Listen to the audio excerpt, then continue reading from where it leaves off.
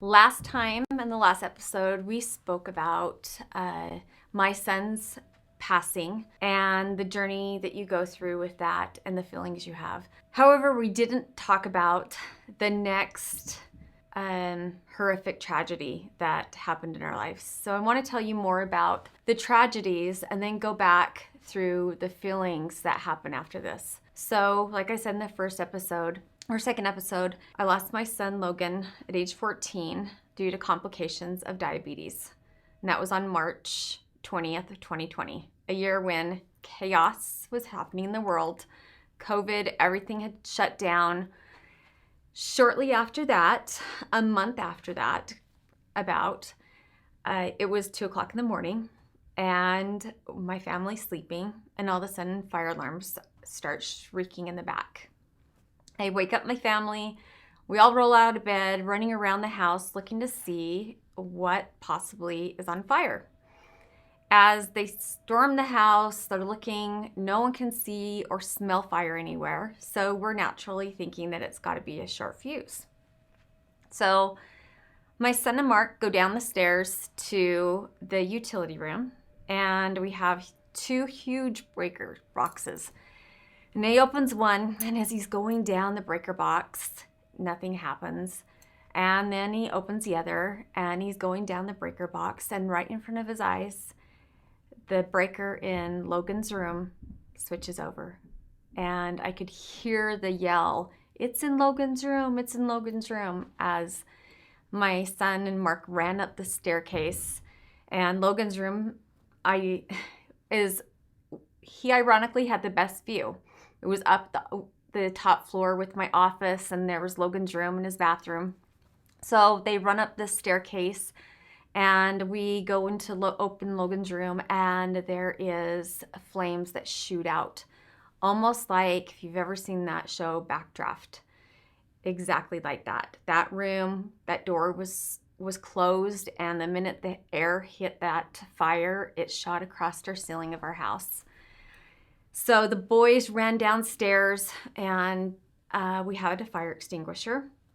They rip it open and go up the stairs to Logan's room and start spraying the room. And at that point, that fire extinguisher just started puttering out, and there was nothing left.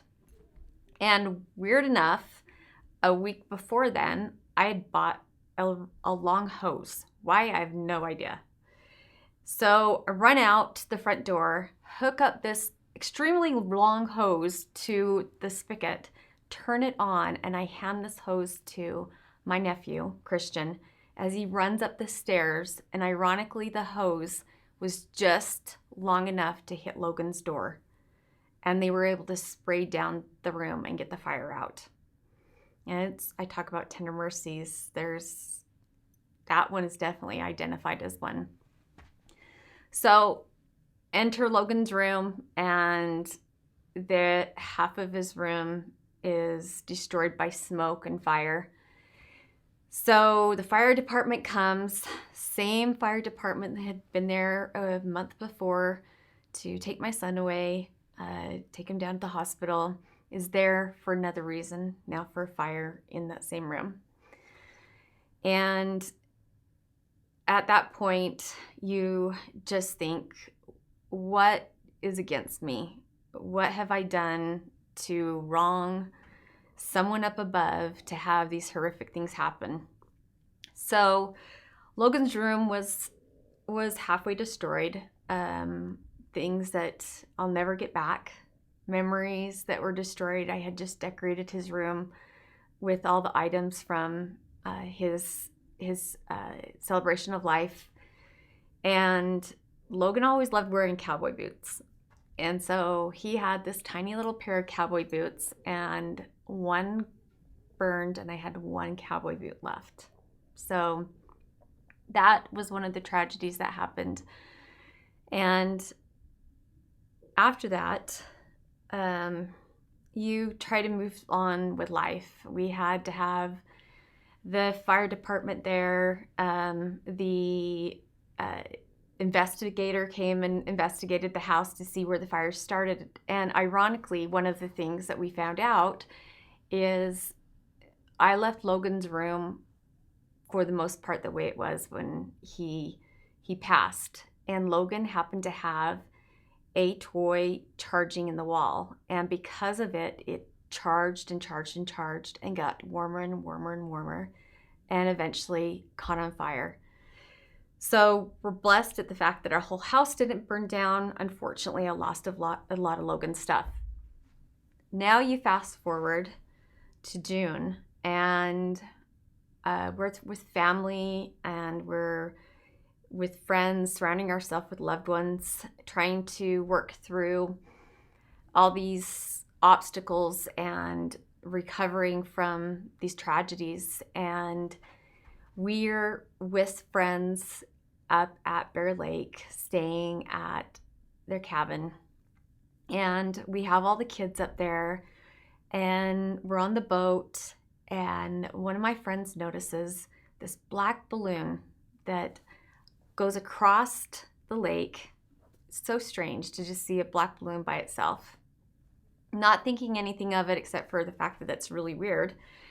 We continue having a good day with the kids and with friends and family that we love. And the next day, as we're traveling home, I get a call from my mom. My mom says, "Hey, we're going to meet you at your house on your way when you get back from Bear Lake," which is super odd. Now, we have family dinners all the time. My parents, we come from a background that family dinners are big at the Nunez home. So usually on Sundays, we would have dinner with my family. However, we're coming back from Bear Lake pretty late. And it's myself and Mark and Christian, my nephew. And as we come back, my brother calls and says he's also going to meet us up there, which was oddly concerning too. We arrive home and my mom and dad are there. And just a few minutes after, my brother arrives. And I'm staring at my brother, and he almost looks pale. He looks gray, sickly. And he grabs my hand and he tells me, "We need to go downstairs and talk. I need to talk to you." And it was like a trigger, that same feeling that the doctor had when he came in and said that Logan wasn't going to come back. And there was no brain activity. That gut feeling that some horrific news was going to hit me. And I remember scanning the room, looking at my parents and looking at everybody that was there to see who was missing. And as we go downstairs, Mark's there and my brother's there, and he grabs my hands and he says, "Michelle," which is my little sister, 5 years younger than me, also Christian's mom, passed away that morning. And I just collapsed to the floor. It's one of those things you just think, how can life be so fucking unfair to just keep knocking you down, not giving you a chance to take a breath between these tragedies. You know, I feel like everything's supposed to happen for a reason, but damn, this just kept hitting us. So the next step after him telling me this was to bring Christian, my nephew, downstairs, who just a few months before had lost his very best friend, Logan, my son. Ironically, and I keep saying ironically, but Christian was born April 21st, 2006, and Logan was born April 12th, 2005. So they were best buds growing up and each other's worst enemy. So we bring Christian downstairs and we set him down, and I remember us telling him that his mom had passed away, and just hearing him yell and cry for his mom. It just reminded me of all the pain that I felt with losing my son. Although different, it's still loss. So here we are, this family that seems pretty fucked up at that point. And we've had these series of tragedies. I mean, my son's room is still halfway burnt down. We're trying to gather ourselves from the loss of our son and gather ourselves now from the loss of my sister. Now, so one thing I didn't tell you is why Christian was with us through all of these things. Christian is this 6'3" huge boy. His mom, my sister, 5 years younger than me, Michelle, everyone called her Misha, was always a wild child. I always said that she was born in high heels and with earrings.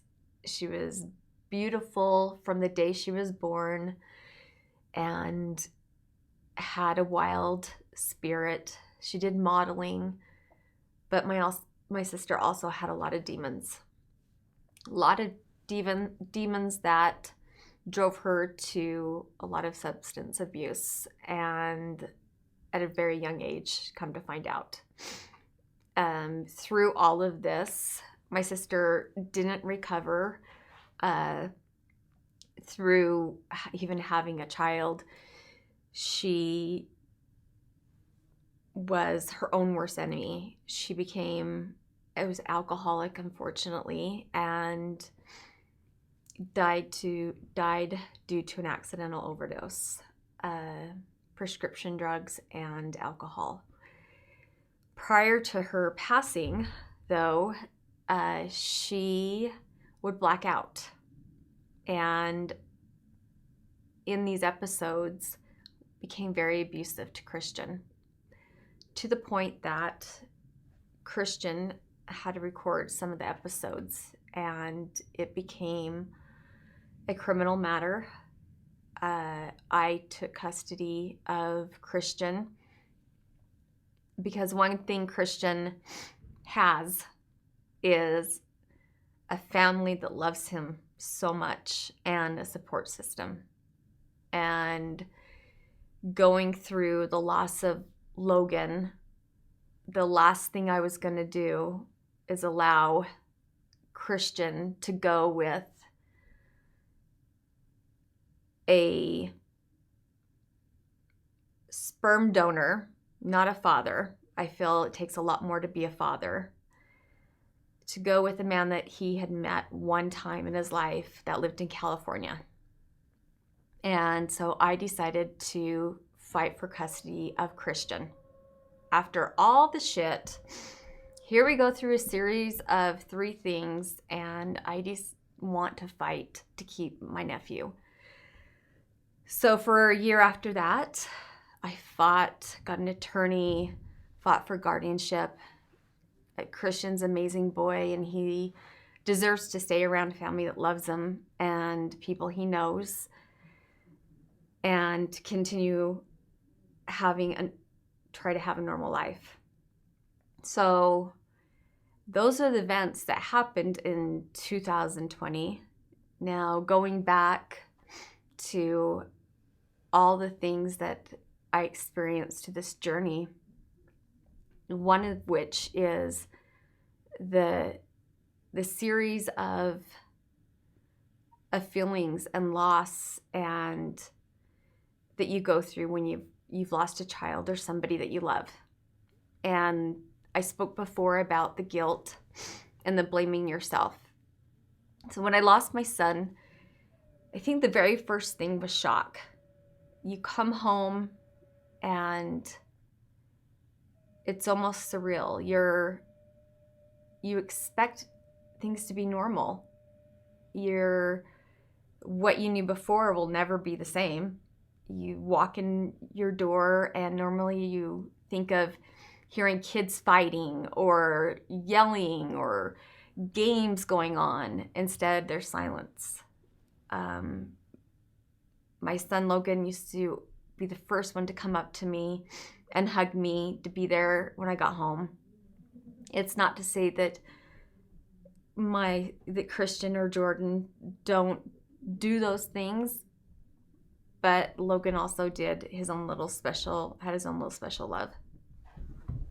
So I think that denial of and shock of not having that person there, it's a real deal. Your whole life is changed. What you knew is never going to be the same, and you're starting a whole new journey. It's 100% different from every step of your life. I used to look forward to those 3:00 phone calls when my son would get home from school, just to call and let me know that he's home and let me know what his blood sugar was. I miss all those things. I miss his hugs. I miss even him fighting with his cousin and his brother. So the shock and the silence is really hard when you have someone that you've lost. You don't really know what to do with yourself. There's an empty feeling and there's a pain. And I remember just praying to have this pain. I remember trying to explain the pain that I would feel, that it wasn't just mental and that I was sad, that there was like a physical pain inside my gut, and I would just hurt physically. And as you go through these series, I mean, you've got that denial that how could it ever happen to me? These things happen to other people.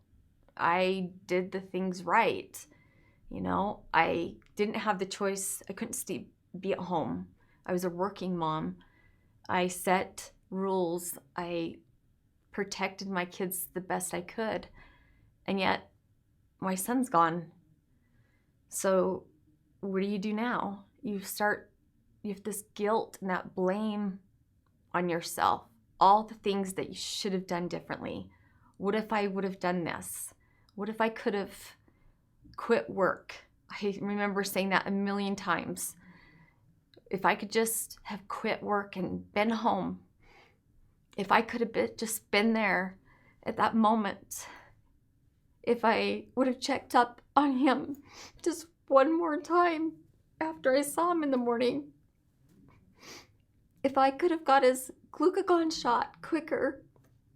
All these what ifs that a parent should never go through. One, losing a child and burying them way before yourself.